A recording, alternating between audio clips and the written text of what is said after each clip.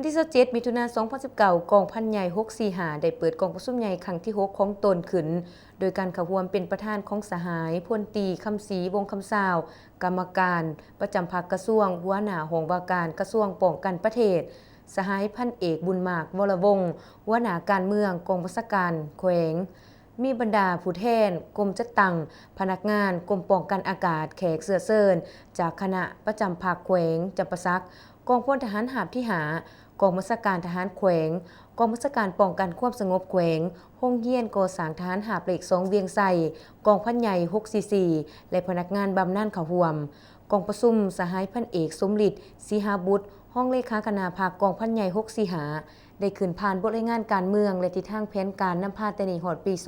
2024ซึ่งสหายได้ยกเห็นหมากผลงานแห่งการศรีนำพาการจัดตั้งปฏิบัติมติกองประชุมใหญ่ครั้งที่5ขององค์คณะพรรคกองพันใหญ่645ในช่วงปีผ่านมาซึ่งคณะพรรคได้เอาใจใส่ลงสีนำพาลงก่อสร้างหากฐานการเมืองในขอบเขตความรับผิดชอบของตนโดยประสานสมทบกับอำนาจการปกครองท้องถิ่นแต่ละขันผ่านการจะตั้งเคลื่อนไหวลงก่อสร้างหากฐานการเมืองเฮ็ดให้บ้านก็คือเขตกลมโกงตั้งทัพมีความสงบโดยพื้นฐานและขาดไม้สู่ส้นในต่อหนาจะสืบต่อปฏิบัติเวียกงานป้องกันศาสตร์ป้องกันความสงบทั่วปวงส้นหอบด่านหันลงก่อสร้างหากฐานกลมโกงและประชาชนปฏิบัติสีเหนือในสีขาดไม้อย่างแข็งแรงหับประกันให้กลมโกงและขอบเขตบริเวณตั้งทัพมีความสงบปลอดภัยเพิ่มทวีการศึกษาอบรมการเมืองแนวคิดให้พนักงานสมาชิกพรรคนักโคบทุกคนเสื่อมซึมกำเนิดต่อแนวทางของพรรคระเบียบกฎหมายของรัฐขอกำหนดกฎระเบียบของกองทัพเอาใจใส่แก้ไขชีวิตการเป็นอยู่ของกรมโกงพนักงานนักคบนับมือได้รับการปรับปรุงดีขึ้นเทื่อละก้าวโอกาสเดียวกันก็ได้รับฟังการผ่านมาตรฐานเงื่อนไข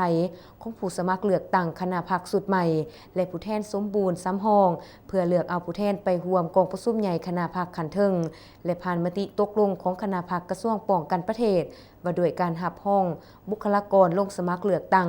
เขาในคณะพรรคกองพันใหญ่645สมัยที่6โอกาสเดียวกันประธานกองประชุมก็ได้ให้เกียรติโอลมเกี่ยวกับการคัดเลือกเอาบุคลากรเข้าใส่คณะพรรคกองพันใหญ่645สุดใหม่และผู้แทนสมบูรณ์ซ้ำห้องเพื่อเลือกเอาผู้แทนไปร่วมกองประชุมใหญ่ของคณะพรรคขันเทิงต้องเป็นคนที่มีความรู้ความสามารถมีแนวคิดการเมืองนักแน่นเข้มแข็งมีความรับผิดชอบเคารพการจัดตั้งอย่างเข้มงวดเป็นแบบอย่างในการนำพาและพร้อมกันเฮ็ดสำเร็จหน้าที่การเมืองของตนที่ได้รับการมอบหมายซึ่งในนี้ผู้สมัครเลือกตั้งเขาในคณะพรรคกองพันใหญ่645สุดใหม่